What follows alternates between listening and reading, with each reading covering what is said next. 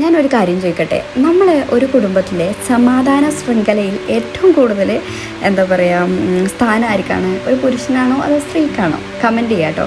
ഞാനിത് പറയാൻ കാരണം എന്ന് വെച്ച് കഴിഞ്ഞാൽ, ഞാൻ ജോലിക്ക് കയറുന്ന സമയത്ത് എൻ്റെ അടുത്ത് ഏട്ടൻ പറഞ്ഞ ഒരു കാര്യമാണ്, നീ അവിടുത്തെ ടെൻഷനൊന്നും ഇങ്ങോട്ടേക്ക് വീട്ടിലേക്ക് കൊണ്ടുവരാൻ പാടില്ല.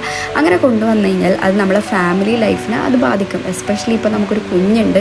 അപ്പോൾ നീ ആ ദേഷ്യമൊക്കെ വന്ന് വീട്ടിൽ തീർത്ത് കഴിഞ്ഞാൽ, അല്ലെങ്കിൽ നീ ഇങ്ങനെ മൂഡ് ഓഫ് ആയിട്ട് ഇരുന്ന് കഴിഞ്ഞാൽ അത് നമ്മളെ കുടുംബത്തിനെ വല്ലാതെ ബാധിക്കുന്നതുകൊണ്ട് ആ കാര്യങ്ങളൊന്നും നീ അവിടെ വെച്ച് തീർക്കണം. എന്തെങ്കിലും സ്ട്രെസ് ഉണ്ടെങ്കിൽ അവിടെ വെച്ച് അത് മറന്നിട്ട് വേണം വീട്ടിലേക്ക് വരാൻ എന്നുള്ളത്.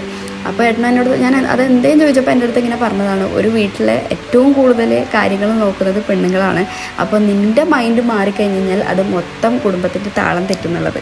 അപ്പോൾ ഞാൻ പറഞ്ഞു വന്നത്, നമ്മൾ ഈ വെള്ളക്കൊടി കാട്ടിയാൽ മാത്രമേ നമ്മളെ കൂടെയുള്ള ഹസ്ബൻഡും കുട്ടികളൊക്കെ ഹാപ്പി ആയിട്ട് നമ്മളൊരു അടിപൊളി ഫാമിലി ലീഡ് ചെയ്യാൻ പറ്റുള്ളൂ എന്നാണ്. ഒന്ന് ആലോചിച്ചൊക്കെ, 8 മണിക്കൂർ ഡ്യൂട്ടി, 8 മണിക്കൂർ ഉറക്ക്, ബാക്കി 8 മണിക്കൂർ നമ്മളെ ഫാമിലീൻ്റെ കൂടെ നല്ല നല്ല സമയങ്ങൾ നമ്മൾ ചിലവഴിച്ച് കഴിഞ്ഞാൽ നമ്മളും ഹാപ്പി, നമ്മളെ ഫാമിലിയും ഹാപ്പി. അപ്പോൾ ഒരു കുഞ്ഞു മെസ്സേജ് എൻ്റെ ലൈഫിൽ നിന്ന് ഞാൻ പറഞ്ഞതാണ്. അപ്പോൾ എല്ലാവരും സുഖമായിട്ടിരിക്കുന്നു വിചാരിക്കുന്നു. അപ്പോൾ അടുത്തൊരു കുഞ്ഞു വിശേഷമായിട്ട് വരുന്നവരെ ബൈ ബൈ, സി യു.